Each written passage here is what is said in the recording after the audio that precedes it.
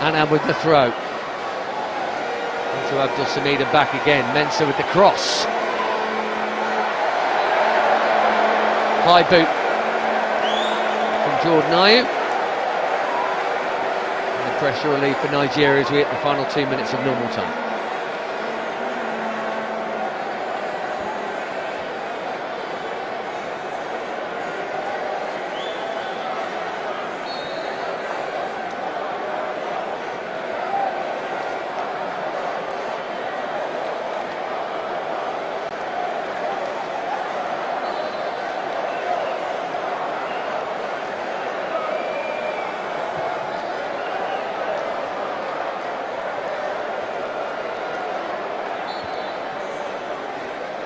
One really big chance and two half chances since making it 2-1 Ghana. Will they get another?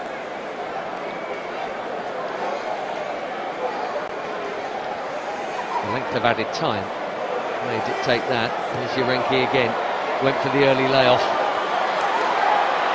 Nice, Thomas Asante with the cutback. Here's Abu Francis. Now Ayew. Oh, beautifully done for Francis. Oh, what a stop that is. Maybe a game-winning stop from Stanley Nwabali, who hasn't had that many saves to make in this game, but that one is brilliant. And Abu Francis so nearly had his first goal for Ghana, and what a goal it would have been. A last-minute equaliser against the fierce rivals Nigeria that would have surely taken us to penalties. Look at that from Ayew. The finish is clever too, but the goalkeeping is excellent. He's a big fella. He got down sharp here.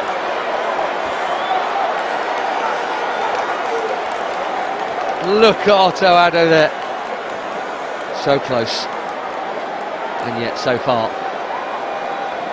4 added minutes. I'm surprised it's only that. And Mohamed Husseini is about to come on for a debut. As we go into the first of those, and Ghana have a free kick.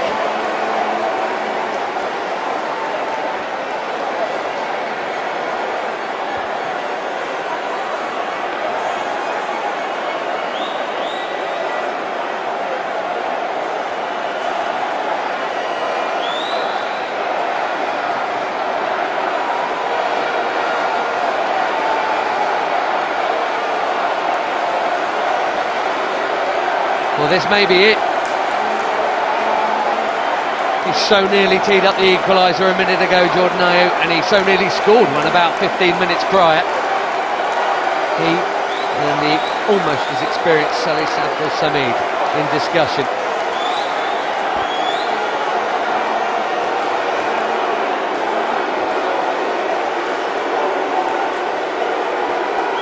And the longer they take to take it, the more you feel it won't all get added back on.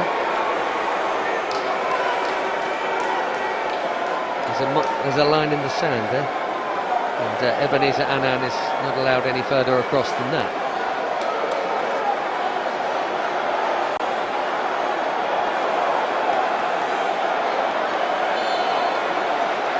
Big moment for a big goal. Played short. My goodness, they've made an absolute mess of that, and Stuart Atwell's got in the way of the Nigerian counter. He's saying, what could I do? I feel like Cyriel Dessert could have avoided him, but anyway.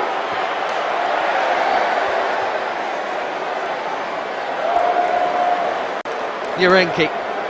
Why didn't they just put the ball in there? Jordan Ayew. What on earth was that? 2 added minutes to go, although, to be honest, there should be another one beyond that. That's a nice touch.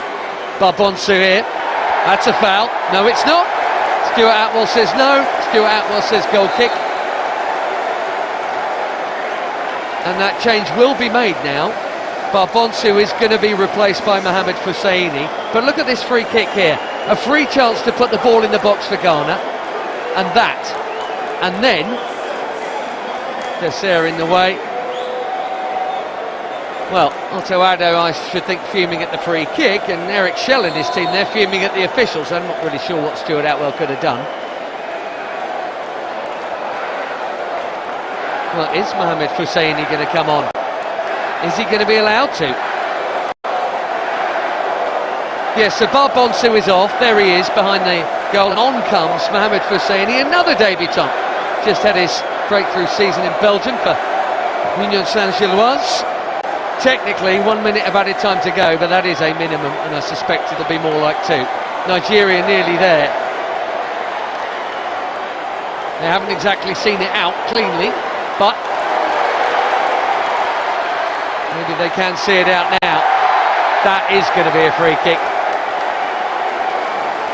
And they can kill some minutes and kill the game here. That might be it, I'm afraid, for Ghana.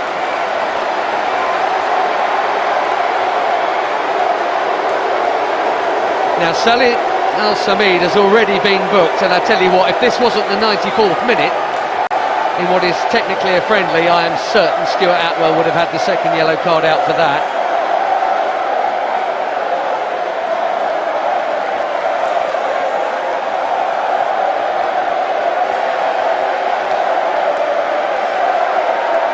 Nigerian fans getting ready to celebrate. More than just your average friendly victory, this, I think. They are making great noise again. Can they hold out? And how much additional time on top of additional time are we going to get here? That's a lovely pass. And that's worth a hit. Maybe he got a little bit too excited. Mohamed Hosseini, he snatched at it early, the debutant. Imagine that for an introduction, as the final whistle goes. Cracking game of football. And Nigeria, who won the very first Unity Cup in 2002, down the road at Loftus Road, will have a chance to lift it again here at the G-Tech on Saturday when they take on Jamaica for the trophy. Wonderful game of football with so many chances at both ends. It was fast and it was frantic and it was thoroughly entertaining, and a huge crowd here at Brentford have thoroughly enjoyed it. But the Nigerian fans are the ones that are celebrating. We've seen experienced players, we've seen a lot of debutants, and we've seen a victory for the Super Eagles, who were 2 goals up through an own goal and a nicely taken opener by Desert. Brandon Thomas Asante halved the deficit with his first goal for Ghana. But it is the Super Eagles who have the wider smiles at full time here. After Desser with the opener, it was Razak Simpson with the own goal.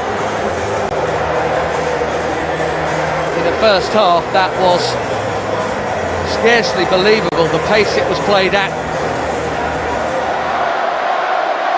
Cracking entertainment.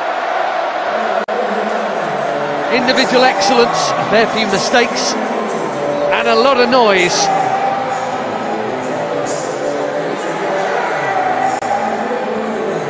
Eric Shell, the new coach, has got 2 wins and a draw so far since taking over Nigeria, and he will have a chance to win the Unity Cup because Nigeria have beaten Ghana here by 2 goals. And the Nigerians have had a good one. It's been a match of 2 halves, if you ask me. The Nigerians played well in the first half. Ghanaians came back stronger in the second half. But can we say luck wasn't on the side of the Ghanaians, or would we want to say that, hey, this player didn't do this and this player didn't do that? But at the end of 90 minutes, they've sold a good game to the numerous fans who have gathered at the GT Stadium. So it's all ended in favor of the Nigerians. The Nigerians have run away with the win. A very, very landmark victory for the Super Eagles of the Nigerians. And there they will receive the applause from the fans. They put up a good game. They fought well. The Ghanaians, as I said, came back stronger. We'll take a look at where we fell short again in the second half. But at the end of it all, it's been sorted, done and dusted. And over the weekend, we will see the Black Stars in action again, this time against Trinidad and Tobago. What a game that would be. And then the Nigerians and the Jamaicans will also have to sort a few things out. The Jamaicans will come with their reggae music. The Nigerians will go with Eba, strong as always. And they will certainly declare their intent of gaining access to the trophy. It's been a good work done at the office. The Nigerian goalkeeper has been very, very positive in the game. Stanley Nwabali, he plays for Chippa United. What a game he's had. But this game has also unearthed a few quality players on the Ghanaian side. And my two guests will take a look at the quality that we've seen from some of them. But of course, the local import that made the trip also lived up to expectation. Razak Simpson. Not a very good first half for him. Kwame Opoku also played his part, his role. Some of us felt that Kwame Opoku could have stayed on for a bit longer. And I like the way the Nigerians have written Niger in front of their shirt. Clearly, that is their signal. And so it's all done and dusted. The fans will hail them as the lords over the Ghanaians. I didn't want to say this, but I'm tempted to say that it doesn't really mean that Nigeria Jollof is better than Ghanaian Jollof. I mean, nobody will take that away from me. But on the field of play, the scoreboard says it all. It's been 90 minutes plus add-on time, and it's ended in favor of the Nigerians. We will come back into the studio and have a little bit of a chat to find out exactly where we think we could have sharpened the edges. But it's been a good exercise, Coach Reggae, for Otto Addo. We all agree that the first half wasn't the best. He made a few changes. We also noticed some quality in the players, some of the players who made their debut for the Black Stars today. And I think it's been an eye-opener and a very good opportunity for the head coach. 100%. 100%. It's really clear. It shows that Ghana has a lot of potentials. They are there. It's a lot. We can't even describe them, because you can tell that the second half was really for Ghana. But the little mistake that I will also suggest that Jordan should have been taken out earlier in the game, so that they will leave it for the young boys. You think he ran out of steam? He has been a seasonal player. Because obviously he's also not on the younger side. That's right. And he's aging as well. He has been a seasonal player throughout Leicester, all the matches he has been in form. Sure. So this is a game where after 45 minutes, he has to just excuse himself so that the young boys too also can come in, showcase something. Because it was clearly that the second half should have been going for Ghana, but it's unfortunate. That's football. What about the quality we saw on the field of play? A few of the players. That's right. Somebody like Ban, the number 22, Jesse. The number 22, Ban, did very well. Brandon Thomas Asante, the one who scored, who got the goal. And then I think one of the Rasta, also, the Rasta boy. Showed class. There was Caleb. Caleb also did very well. He showed a lot of pace, a lot of promise. And again, he's on the younger side. So it gives him a lot more opportunities. And these are the boys that we need to assemble for friendly games. And then keep this Pate, Kudus and all those guys as our main standby Black Star team. So that they will be doing the transition. They will be just coming gradually into the main team. Like as we did in 2009. When the Day squad won the World Cup in the under-20. Exactly. They were, they were gradually shifted into Rabiu, Didiayu, and all those people into the main national team. So this is what we need. But it's a good game. It's a lesson for us. I think it's been a good game. Yeah. But for the head coach of the Nigerian team, Coach Richard, I'm not too sure. Help me with this. Was it a plan? In your humble opinion, was it a plan to keep more experienced players on the bench and then he brought them in later in the game? We saw Iheanacho come.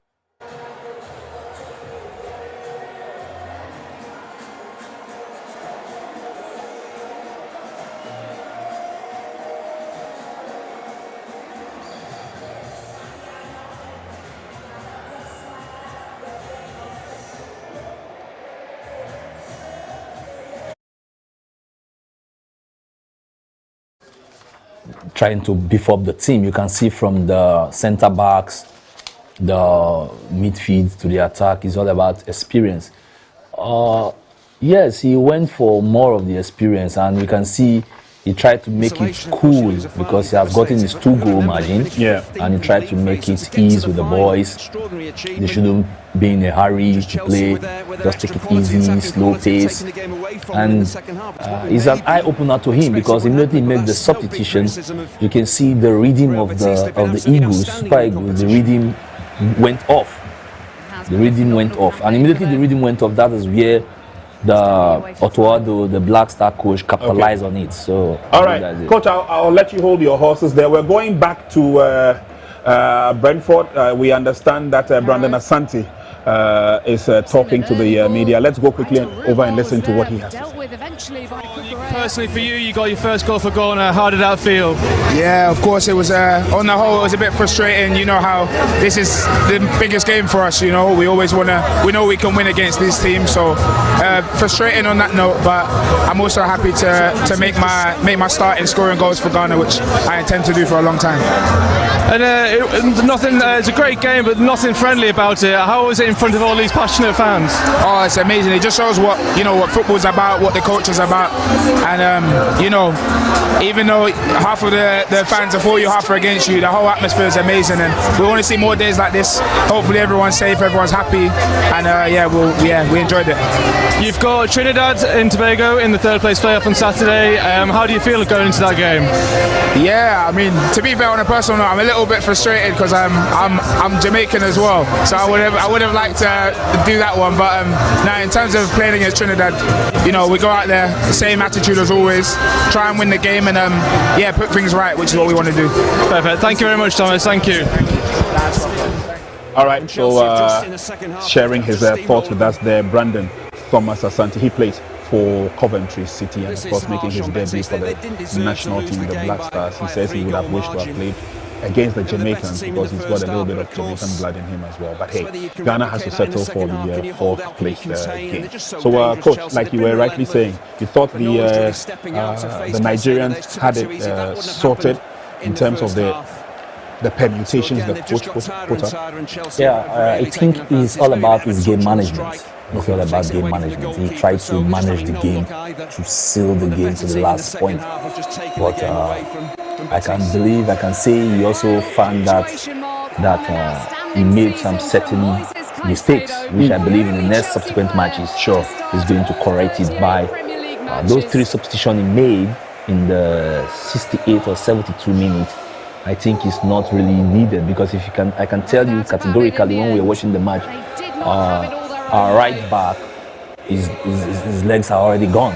Our left back, the legs are already gone. So I believe next match, subsequent matches, he should look into those way, and then congratulations to him anyway. He has made 140 million smiling again. and the issue of the Ghana Jollof and Nigeria Jollof has come to stay again. So it's a big one for him.